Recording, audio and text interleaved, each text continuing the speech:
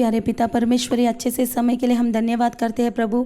आज भी परमेश्वर सारे लोगों को आपके सम्मुख में परमेश्वर आपके शास्त्र के वचन पढ़ने के लिए, सुनने के लिए आप इकट्ठा किए हैं, इसके लिए धन्यवाद करते हैं परमेश्वर। आपकी जीवन भरी वचन परमेश्वर सारे लोगों के मन में, हृदय में परमेश्वर क्रिया करने के लिए आप मदद कीजिए। ऐसा आपने की है, इसके लिए धन्यवाद करते हैं। यीशु मसीह के नाम से मांगते हैं पिता, आमीन। उत्पत्ति के किताब 33वां अध्याय।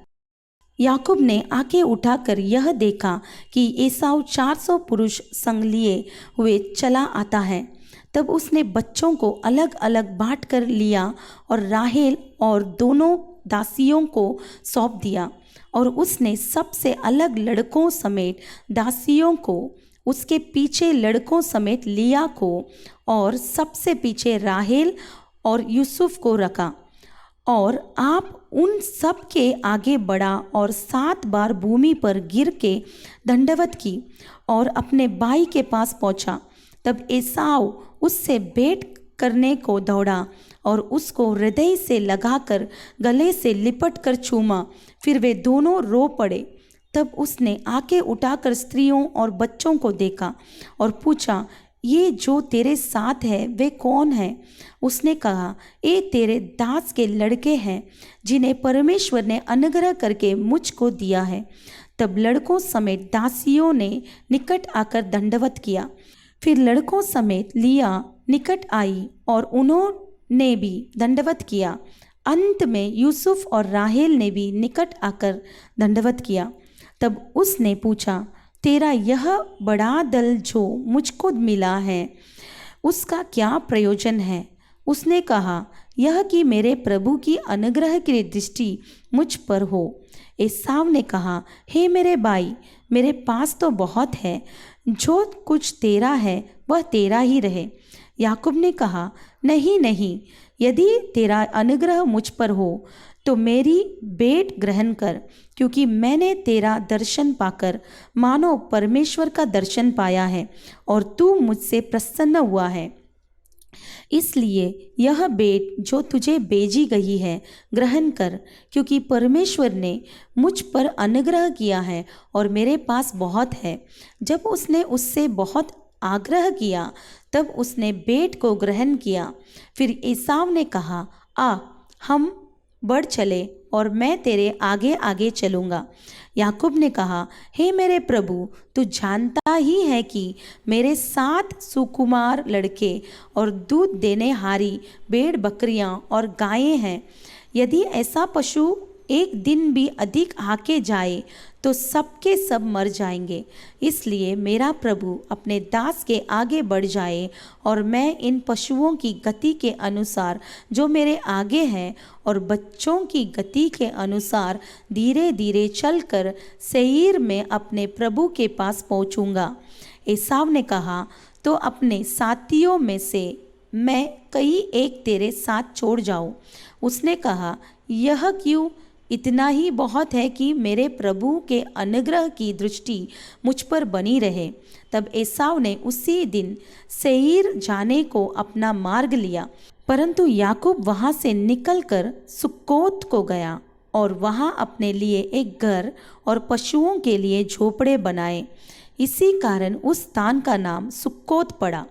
याकूब जो पदन राम से आया था, उसने कनान देश में शकेम नगर के पास कुशल श्रेम से पहुंचकर नगर के सामने डेरे खड़े किए।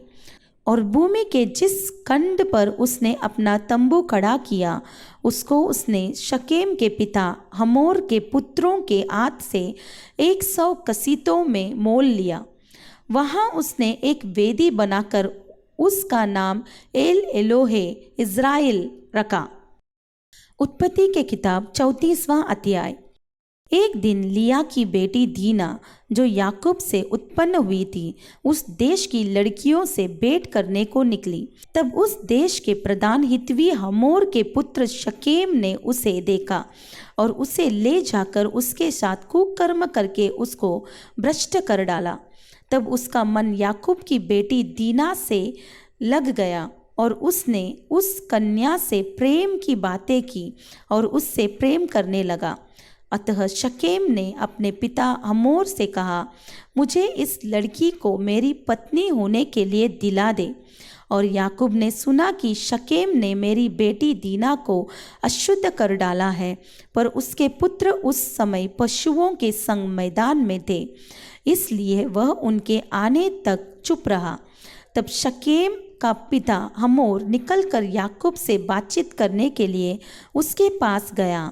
याकूब के पुत्र सुनते ही मैदान से बहुत उदास और क्रोधित होकर आए, क्योंकि शकेम ने याकूब की बेटी के साथ कुकर्म करके इज़राइल के घराने से मूर्खता का ऐसा काम किया था जिसका करना अनुचित था। हमोर ने उन सबसे कहा, मेरे पुत्र शकेम का मन तुम्हारी बेटी पर बहुत लगा है, इसलिए उसे उसकी पत्नी होने के लिए उसको दे दो और हमारे साथ ब्याह किया करो। अपनी बेटियां हमको दिया करो और हमारी बेटियों को आप लिया करो। हमारे संग बसे रहो और यह देश तुम्हारे सामने पड़ा है, इसमें रहकर लेन देन करो और इसकी भूमि को अपने लिए ले लो।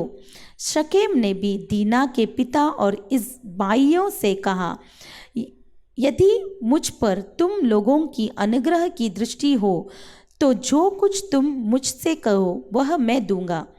तुम मुझसे कितना भी मूल्य या बदला क्यों न मांगो तो भी मैं तुम्हारे कहे के अनुसार दूंगा, परंतु उस कन्या को पत्नी होने के लिए मुझे दे दो। तब यह सोचकर कि शकेम ने हमारी बहन दीना को अशुद्ध किया है, याकूब के पुत्रों ने शकेम और उसके पिता हमोर को चल के साथ यह उत्तर दिया, हम ऐसा काम नहीं कर सकते हैं कि किसी खतना रहित पुरुष को अपनी बहन दे, क्योंकि इससे हमारी नामधराई होगी। इस बात पर तो हम तुम्हारी मान लेंगे कि हमारे समान तुम में से हर एक पुरुष का खतना किया जाए, तब हम अपनी बेटियां तुम्हें ब्याह देंगे और तुम्हारी बेटियां ब्याह लेंगे और तुम्हारे संग बसे भी रहेंगे और हम दोनों एक ही समुदाय के मनुष्य हो जाएंगे। पर यदि तुम हमारी बात न मानकर अपना खतना न करवाओगे तब हम अपनी लड़की को लेके यहाँ से चले जाएंगे। उनकी इस बात पर हमोर और उसका पुत्र शकेम प्रसन्न हुए और वह जवान जो याकूब की बेटी को बहुत चाहता था वह काम को करने में उससे विलंब न किया। वह अपने पिता के सारे घराने में अधिक प्रतिष्ठित था, इसलिए हमोर और उसका पुत्र शकेम अपने नगर के फाटक के निकट जाकर नगर वासियों को यह समझाने लगे, वे मनुष्य हमारे संग मेल से रहना चाहते हैं, अतः उन्हें इस देश में रह के लेन देन करने दो। देखो, यह देश उनके लिए भी बहुत है, फिर हम लोग उनकी बेटियों को ब्याह ले और अपनी बेटियों को उन्हें दिया करें। वे लोग केवल इस बात पर हमारे संग रहने और एक ही समुदाय के मनुष्य हो जाने को प्रसन्न है कि उनके समान हमारे सब पुरुषों का भी खतना किया जाए। क्या उनकी भेड़ बकरियां और गाय बैल वरन उनके सारे पशु और धन संपत्ति हमारी न हो जाएगी? इतना ही करे कि हम लोग उनकी बात मान ले तो वे हमारे संग रहेंगे। इसलिए जितने उस नगर के फाटक से निकलते थे उन सबों ने हमोर की और उसके पुत्र शकेम की बात मानी और हर एक पुरुष का खतना किया गया जितने उस नगर के फाटक से निकलते थे। तीसरे दिन जब वे लोग पीड़ित पड़े थे तब ऐसा हुआ कि सिमोन और लेवी नामक याकूब के दो पुत्रों ने जो दीना के भाई थे अपनी अपनी तलवार ले उस नगर में निधड़क घुसकर सब पुरुषों को घात किया। हमोर और उसके पुत्र शकेम को उन्होंने तलवार से मार डाला और दीना को शकेम के घर से निकाल ले गए। याकूब के पुत्रों ने घात कर डालने पर भी चढ़कर नगर को इसलिए लूट लिया कि उसमें उनकी बहन अशुद्ध की गई थी। उन्होंने भेड़ बकरी और गाय बैल और गधे और नगर और मैदान में जितना धन था ले लिया। उस सब को और उसके बाल बच्चों और स्त्रियों को भी हर ले गए। वरन घर घर में जो कुछ था उसको भी उन्होंने लूट लिया। तब याकूब ने शिमोन और लेवी से कहा, तुमने जो इस देश के निवासी कनानियों और परिज्जियों के मन में मेरे प्रति घृणा उत्पन्न कराई है, इससे तुमने मुझे संकट में डाला है, क्योंकि मेरे साथ तो थोड़े ही लोग हैं, इसलिए अब वे इकट्ठे होकर मुझ पर चढ़ेंगे और मुझे मार डालेंगे, तो मैं अपने घराने समेत नष्ट हो जाऊंगा। उन्होंने कहा, क्या वह हमारी बहन के साथ वेश्या के समान बर्ताव करे? मत्ती की किताब 20वां अध्याय। स्वर्ग का राज्य किसी गृहस्वामी के समान है, जो सवेरे निकला कि अपनी दाख की बारी में मजदूरों को लगाए। उसने मजदूरों से 1 दिनार रोज पर ठहराया और उन्हें अपनी दाख की बारी में भेजा। फिर एक पहर दिन चढ़े उसने निकलकर अन्य लोगों को बाजार में बेकार खड़े देखा और उनसे कहा, तुम भी दाख की बारी में जाओ और जो कुछ ठीक है तुम्हें दूंगा। अतः वे भी गए। फिर उसने दूसरे और तीसरे पहर के निकट निकलकर वैसा ही किया।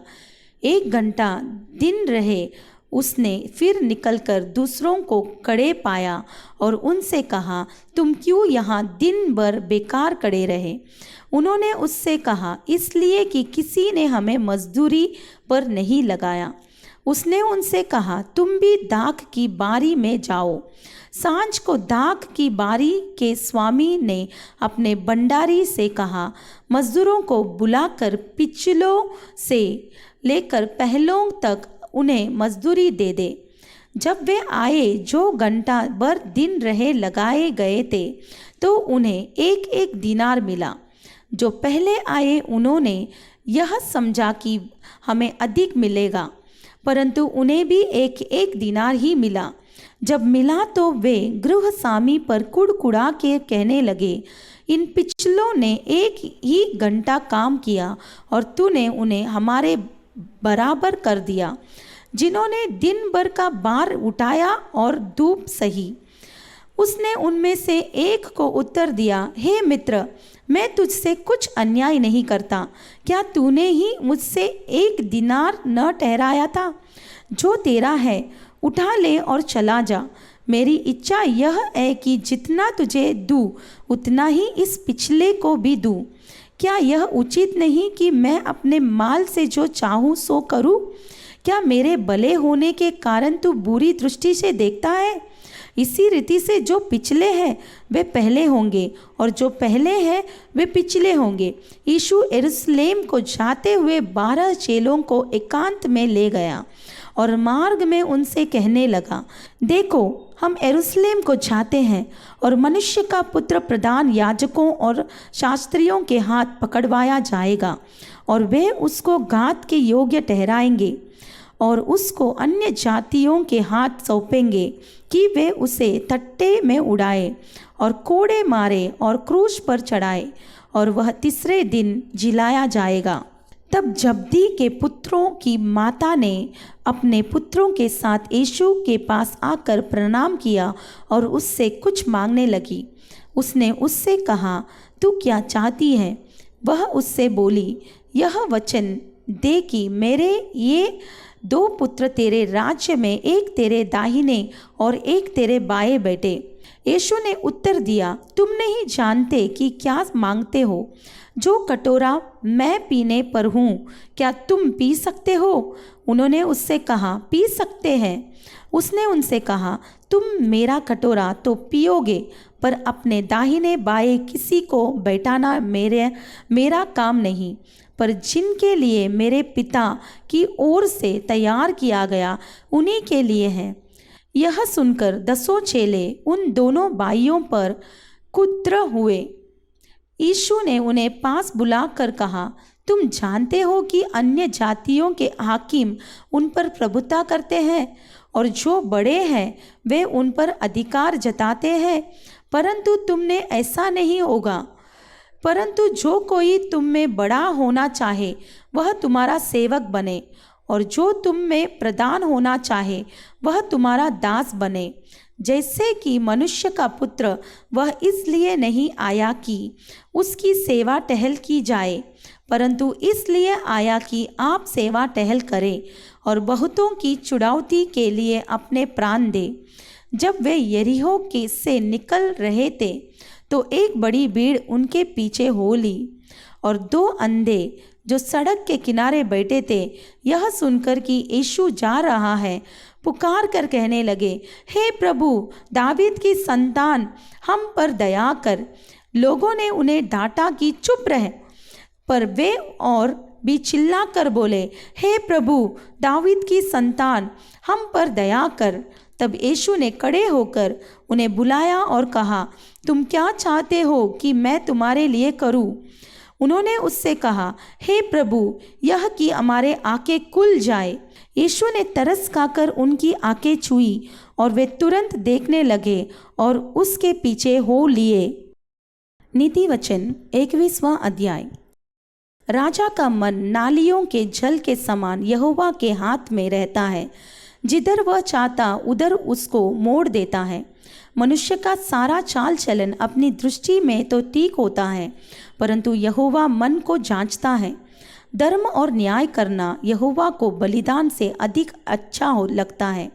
चढ़ी आंखें, घमंडी मन और दुष्टों की खेती तीनों पापमय हैं। कामकाजी की कल्पनाओं से केवल लाभ होता है, परंतु उतावली करने वाले को केवल घटी होती है। जो धन झूठ के द्वारा प्राप्त हो वह वायु से उड़ जाने वाला कुहरा है, उसके ढूंढने वाले मृत्यु ही को ढूंढते हैं। जो उपद्रव दुष्ट लोगों करते हैं उससे उन्हीं का नाश होता है, क्योंकि वे न्याय का काम करने से इनकार करते हैं। पाप से लदे हुए मनुष्य का मार्ग बहुत ही टेढ़ा होता है, परंतु जो पवित्र है उसका कर्म सीधा होता है। लंबे चौड़े घर में झगड़ालू पत्नी के संग रहने से छत के कोने पर रहना उत्तम है। दुष्ट जन बुराई की लालसा जी से करता है, वह अपने पड़ोसी पर अनुग्रह की दृष्टि नहीं करता। जब ठट्ठा करने वाले को दंड दिया जाता है तब बोला बुद्धिमान हो जाता है, और जब बुद्धिमान को उपदेश दिया जाता है तब वह ज्ञान प्राप्त करता है। धर्मी जन दुष्टों के घराने पर बुद्धिमानी से विचार करता है। ईश्वर दुष्टों को बुराइयों में उलट देता है। जो कंगाल की दोहाई पर कान न दे वह आप पुकारेगा और उसकी सुनी न जाएगी। गुप्त में दी हुई भेंट से क्रोध ठंडा होता है, और चुपके से दी हुई घूस से बड़ी जलाहट भी थमती है। न्याय का काम करना धर्मी को तो आनंद, परंतु अनर्थकारियों को विनाश ही का कारण जान पड़ता है। जो मनुष्य बुद्धि के मार्ग से भटक जाए उसका ठिकाना मरे हुओं के बीच में होगा।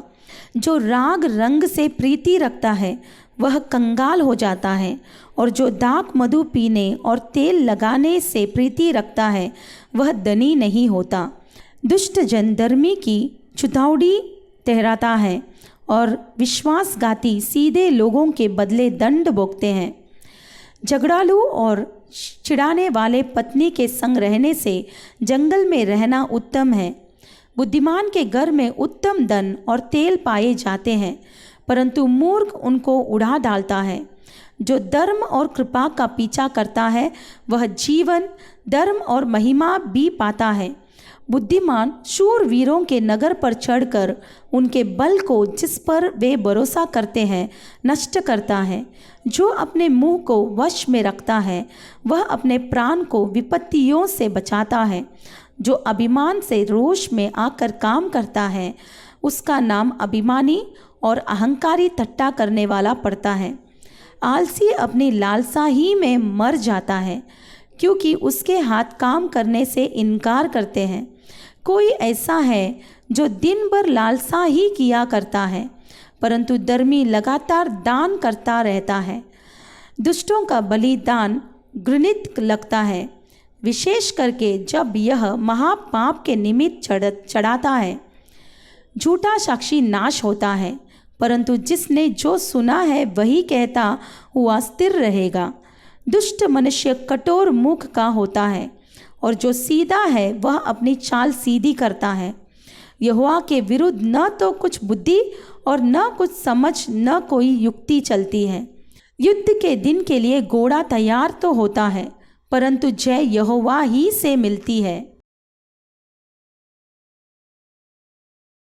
प्यारे पिता परमेश्वर, आज भी परमेश्वर सारे लोगों को आपके शास्त्र के वचन को परमेश्वर अपने सुनने के लिए मदद की है, इसके लिए धन्यवाद करते हैं प्रभु। जिस प्रकार परमेश्वर उस अंधों ने परमेश्वर आपसे मांगी थी कि उनके आंखें खोल देनी चाहिए करके, वैसा ही सारे लोग जो भी आपके शास्त्र के वचन पढ़ने और सुनने के लिए आए हैं परमेश्वर, सारे लोगों के आंखों को खोल दीजिए परमेश्वर, हृदय के द्वार को परमेश्वर आप खोल दीजिए, ताकि वो आपके वचन को देखकर, पढ़कर परमेश्वर सुनकर उसके अनुसार परमेश्वर वो चल सके। ऐसा आपने की है, इसके लिए धन्यवाद करते हैं। यीशु मसीह के नाम से मांगते हैं पिता, आमीन। God bless you.